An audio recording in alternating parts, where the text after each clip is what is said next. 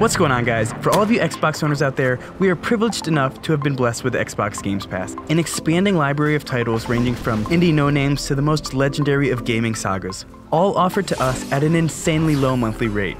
Here are my personal picks for the best games that Games Pass has to offer, as well as maybe some hidden gems that you should totally all check out. Now, there are over 200 titles on the Xbox Games Pass, so to ensure that I don't focus too much on one genre, I'm going to cover a handful of them.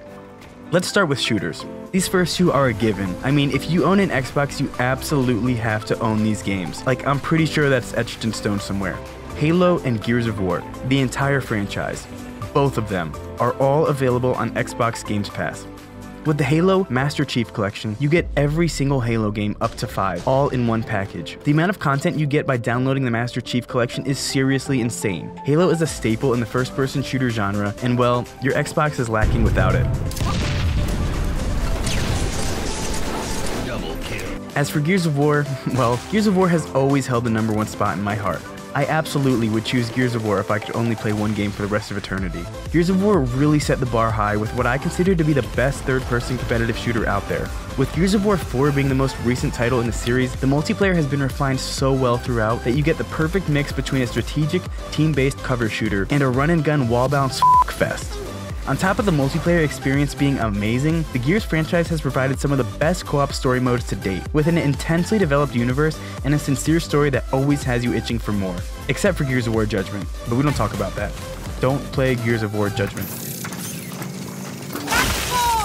Moving on to a fighting game that I have seriously been addicted to since its addition into Games Pass, Absolver has really won me over with what I can only describe as the most detailed yet simplistic mechanics ever seen in a fighting game. On top of the state-of-the-art fighting mechanics, this game is drop-in, drop-out co-op, which in my opinion has way more replay value than a fighting game in which you are always just versing one-on-one. In Absolver, you develop your own deck of attacks and arrange these attacks according to your character's 4 stances. It is seriously so unique. You can arrange attacks in any order you want based off of the damage they deal, or maybe the speed in which it takes to perform them. But the real satisfaction comes in when you begin to custom create your own combos. Alternative attacks can deal great damage, but more importantly, they can change the stance that you're in after you perform them. Take my current deck build for instance. My main attacks are 2 kicks when I'm on my front left side. However, I strategically chose my second kick to alter my stance when I finish the attack, leaving me in a bottom right stance. And from here I can perform my bottom right alternate attack, which is my hardest hitting kick, and once again the kick is going to change my stance, allowing me to perform 2 brand new moves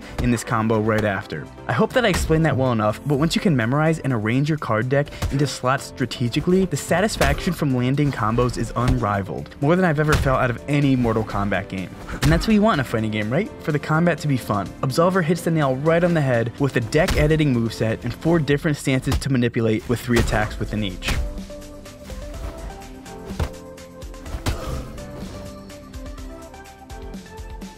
Next up, taking the cake for probably one of the best sandbox games to date, Hitman, the soft reboot of the Hitman series, is all on Games Pass. Yes, all of it, as this game was released in 8 episodes if I'm not mistaken. Now what makes Hitman awesome is its endless supply of possibilities, and that's what you're going for in a sandbox game, the ability to manipulate the world in every way you want. If you're new to the Hitman series and never played a game, I suggest you start here. Hitman is one of those games where no mission is ever the same. There are so many variables like weapons, disguises, keys, equipment, environments, secret areas, and so many more endless possibilities in the way you can carry out your assassinations. Also, in a world where couch co-op is becoming more and more a thing of the past, Hitman has always been a great game to switch off with a buddy or two, and has provided me with some of the most hilarious moments in my gaming career. With that being said, Hitman 2 is releasing soon and will feature a co-op story mode, so there is a co-op Hitman game coming out that you guys can look forward to playing with friends. Coming in at our top racing spot, yes, you guessed it, Forza Horizon 4. With Forza being Microsoft's answer to the Gran Turismo series on PlayStation, Gran Turismo has been left in the dust to what is the epitome of racing games. Forza has been good in the past, but Forza Horizon 4 brings the best entry into the series. An absolutely beautiful native 4K presentation, a massive open world, a banging soundtrack, and the new 4-season racing events makes for a complete racing experience both on the road and off.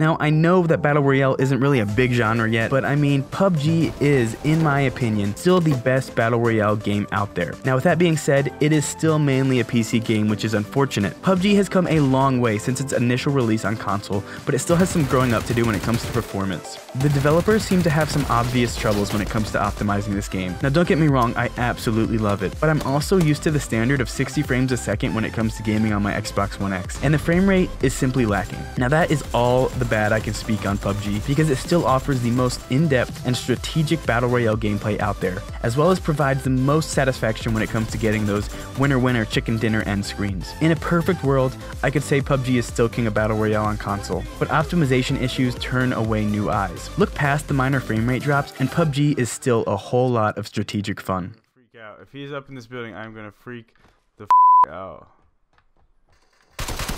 Oh my god! Oh! He's in the building! Oh my god! Yes! 15 kills! Yes!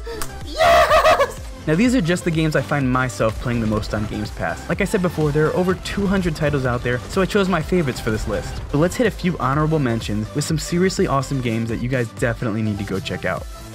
Hellblade: Senua's Sacrifice.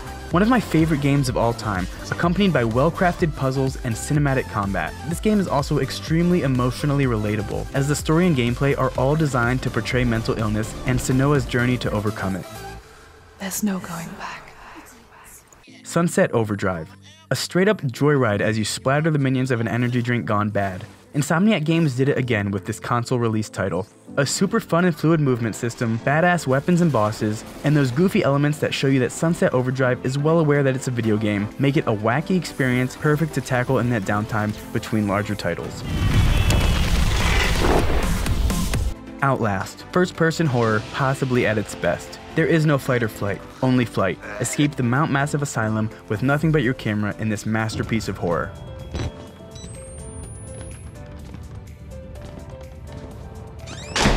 So that about wraps this one up, guys. The awesome thing about Xbox Games Pass is that new titles are added into it monthly, if not weekly. On top of that, anytime an Xbox exclusive title releases, it is also available to Games Pass members day one with no additional cost. If you own an Xbox, I suggest you subscribe.